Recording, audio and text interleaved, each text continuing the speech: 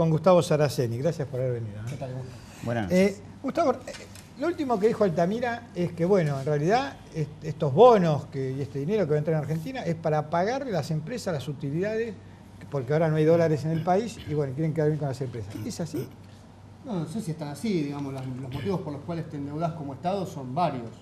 Vos podés endeudarte para seguir con tu estructura de gasto público sin emitir moneda, podés destinarlo para algún proyecto de crecimiento. No necesariamente se está endeudando para permitirle a las empresas girar utilidades. Pero, digamos, lo que sí es cierto que el déficit fiscal existe, cada vez se ha incrementado, no solo que existe, se ha venido incrementando en los últimos años y en algún momento, digo, en la economía simple, bueno, vos te puedes endeudar hasta cierto momento, después no puedes endeudarte más o tenés que comenzar a pagar. Sí, mira, el déficit fiscal es alto, pero nunca se negó el déficit fiscal en este gobierno. El déficit fiscal es consecuente con el proyecto político. Ese déficit fiscal es parte de mantener subsidios a determinadas tarifas y mantener el ingreso disponible de los particulares elevado para poder consumir. Nunca se negó esto desde ningún lugar del gobierno. ¿Y se puede seguir con déficit fiscal in eternum, digamos? Mirá, vos podés seguir con déficit fiscal. Hasta ahora se venía financiando con emisión monetaria. ¿Sí? Inflación. No necesariamente la emisión monetaria va directamente a la inflación. Para mí la inflación tiene razones más estructurales que monetarias. Si tuviéramos, por ejemplo, mercados más atomizados y mucho más competitivos y una expansión de la oferta mucho más adecuada, no tendríamos inflación por emisión monetaria. Entonces me parece que obedece más a un problema estructural que un problema coyuntural. Claro, pero la tenemos, como decir, la tenemos concentrada. Siempre son, en cada ítem hay 4 o 5, y algunas menos, que fijan los precios. Pastas secas, el 95% del mercado lo tiene una empresa. Ahora, cada vez que vos... Creo que lo dije la vez pasada o la anterior que vine, que es un tema que charlamos bastante recurrente. Cada vez que se expande el consumo de pasta seca, una empresa puede decidir entre invertir y expandir la producción o ganar más trabajando lo mismo. Pero nos desvía un poco del problema.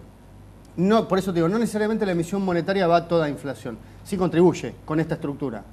Ahora, este gobierno tampoco nunca negó el tema de la inflación, sí la cifra, o podemos discutir la cifra, pero no negó que la haya, pero siempre dijo que es un síntoma de que hay crecimiento del consumo. No de que es un problema. Después sí vamos a discutir si en el largo plazo es perjudicial pero o no. También es un síntoma, también no lo hizo, aunque para mí se le descontroló, con un modo de financiarse también. Sí, pero también se financian las empresas con la inflación. Se licúan, el Estado licúa pasivos, lo que se llama el efecto Liberatanzi, que son los rezagos que van produciendo, que termina jugando a favor del Estado, porque el Estado paga aumentos salariales 1 o 2 veces por año, pero con el IVA recauda la inflación mes tras mes. O sea, se licúa la deuda del Estado. El que pierde es el trabajador con inflación. Siempre pierde el trabajador. ¿Qué hay de la noticia? Perdón, siempre pierde el trabajador, pero el inicio del proceso inflacionario no necesariamente es responsabilidad del gobierno. Se ve beneficiado. Yo te propongo el siguiente ejercicio. Ante un aumento del consumo, con este esquema de oferta que nosotros tenemos, si el Estado no emitiera moneda, retrae el consumo, porque si el paquete de fideos que vos pagabas 10 pesos, tenés que pagar 14 pesos, y no tenés esos 4 pesos adicionales porque el Estado no los emitió. Entonces estamos en una condición recesiva del Estado que no permite, que no emite la moneda necesaria para las transacciones. ¿Qué pasa con la pobreza, Gustavo? Que es un tema que o está, no está, cuál es el valor que hay. Desde el ministro incluso dijo que no había que dar ese dato. Mirá, yo no sé si hay que o no dar el dato. Primero, tenemos que redefinir qué es pobreza, porque según INDEC, ¿qué es pobreza? Si nosotros nos remitimos a una estadística descriptiva, sí tenemos pobreza, creo que estaba por debajo del 20%. Ahora me pediste un dato que de memoria no lo manejo muy bien. Sí, según el observatorio de la UCLA es superior, pero bueno. Pero venimos de tener, 50% de pobreza, ¿sí? E indigencia a niveles históricos muy elevados en los 90. Vos estás hablando de hace 10 años atrás, 15 años atrás. Por eso te digo, se ha cambiado la estructura social, ha habido una redistribución importante del ingreso.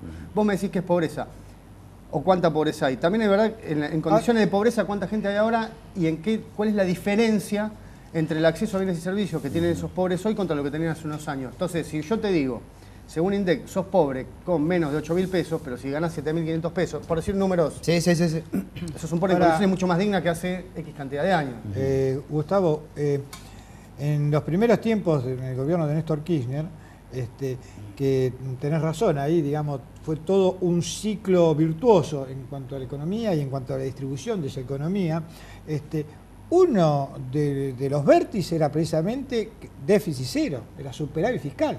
Era uno de los vértices de Néstor Kirchner, digamos. Eso después se fue tirando por la borda y en realidad, claro, si comparamos 15 años atrás tenés razón, pero lo que ha habido que hasta el 2007, 2008 fue una cosa y después la economía comenzó primero amesetándose, después lentamente cayéndose y con el precio inflacionario mucho más. ¿Cómo se sale de esto? Es verdad lo que vos decís, los superávits gemelos era la condición macroeconómica por la cual el Estado Nacional compraba el excedente del sector externo con el excedente del Tesoro Nacional sin emitir un solo peso para recomponer reserva, que es lo que explica el proceso de recomposición de reserva. Y no había inflación. Y no había inflación porque gran parte primero, no había emisión monetaria, pero también es verdad que muchas empresas, y por un acuerdo más político que económico, había un acuerdo en el no incremento de precio. ¿Sí? A partir del 2007-2008 los tiempos políticos también empiezan a exigir otras cosas. El desfasaje que tenemos en tarifas de transporte, eléctricas o energéticas en general, debe ser financiado de algún lado y ahí es donde empiezan a jugar los subsidios, que son gran parte del déficit fiscal.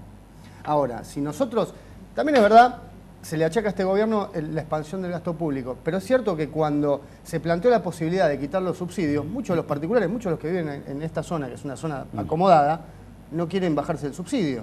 Entonces, por un lado, critican la emisión monetaria, critican los planes o los programas de gobierno, pero por otro lado nadie renuncia al subsidio. De los subsidios. Sí, pero yo doy clase en una universidad pública. Yo doy clase en una universidad pública. Pero los subsidios es por una cuestión de, digamos, de redistribución o por una cuestión electoralista, porque, digamos, en los sectores más pobres de nuestra sociedad, en el interior, por ejemplo, pagan el gas como no lo pagamos nosotros, pagan tarifas mucho más caras que en lugares más pobres que los nuestros. Sí, pero nosotros tenemos la concentración poblacional más grande del país por lejos, con las clases más postergadas y las más acomodadas. No te olvides que hablamos de un conglomerado urbano de casi 18 millones de personas, en un país de 44 millones. Es verdad que si vos vas a Mar del Plata, vas a Córdoba, o salís ya del segundo círculo del conurbano, vos tenés gente que ya no percibe los mismos subsidios, pero el grueso de la población lo tenemos acá. El problema del subsidio, y ahí sí tenés razón, o de acuerdo a lo que entiendo lo que me decís, es que acá hay mucha gente que se sube el subsidio. Te cuento, yo puedo tomarme un tren o un subte teniendo auto y me estoy subiendo el subsidio de alguien que no tiene la posibilidad de tener un automóvil. Pero me sale mucho más barato transportarme de un lugar a otro usando transporte público subsidiado en vez de usar mi auto. Mismo las personas que viven por acá aprovechan un subsidio, una tarifa que está pensada para gente que no puede pagarla para calefaccionar una casa de 200 metros y 6 ambientes. Yo te decía, doy clase en una universidad pública. Escucho muchas quejas de gente sobre los subsidios, de alumnos, sobre los subsidios y sobre los programas de gobierno. Ahora, muchos de ellos están percibiendo, si tuviesen que pagar una universidad privada, están percibiendo un subsidio de 2.000, 2.500 pesos. ¿Cuánto sale la matrícula de una universidad privada? Bueno, pero es un logro. La universidad pública. Estoy de acuerdo por completo. Es un logro nuestro de la historia. Estoy de acuerdo digamos, por completo, pero fíjate cómo no lo entienden. Pero cómo se desdibuja. Sí, me ha pasado estar afuera de explicarle que tenemos universidad pública gratuita y te miran como si fueses un marciano. Exactamente. Y yo soy un defensor de la escuela pública. Pero fíjate cómo se desdibuja también, cómo muchos ciudadanos piensan que también tener un aporte o una colaboración social con sectores más postergados, que tener un transporte o una energía subsidiada les permite tener un ingreso disponible que les permite consumir. Imagínate si de un día para otro las personas que pagan 2,50 pesos un boleto de colectivo tuviesen que pagar 8 pesos. Imagínate que trabajarían solo para pagar el transporte. ¿Cómo salimos de esa estructura de subsidio? Por eso es social. ¿Y cómo se sale esa estructura? Y esa estructura se tiene que desandar de a poco, como se fue construyendo de a poco, es gradual. Hace 8 años que se viene construyendo esa maraña. Hay que desandarla. Con los medios tecnológicos que hay ahora, como el SUBE, se podría decir un subsidio escalonado a través de ANSES, cruzando datos con ANSES. Por último, Gustavo. Pero una economía tiene el 40% negro. Por último, Gustavo, ¿por qué nosotros adquirimos crédito a tasas tan altas? Por varios motivos. Históricamente hemos pagado tasas altas. Hemos sido siempre pagadores seriales, entonces. Sí, por supuesto. No hay mejor negocio que prestarle plata a Argentina en cualquier lugar del mundo. No hay mejor negocio, se cobra siempre. Pero nosotros somos tontos, tenemos alguna cuestión. ¿Cuál es? Porque no entiendo, ¿sabes que no entiendo? Desde la dictadura militar en adelante difiero o sospecho, sobre todo de las personas a cargo de la administración del Estado y su honestidad para con el proceso de endeudamiento, sobre todo en la dictadura militar. Es tomar deuda, hacer un negocio financiero, cobrar una comisión de intermediación y que pague el que viene atrás. el alfonsinismo estuvo cuestionado o estuvo hackeado por el propio partido y por sectores empresarios. El menemismo ni hablemos. Ahora este gobierno tiene un proceso de desendeudamiento para no entrar en esa lógica.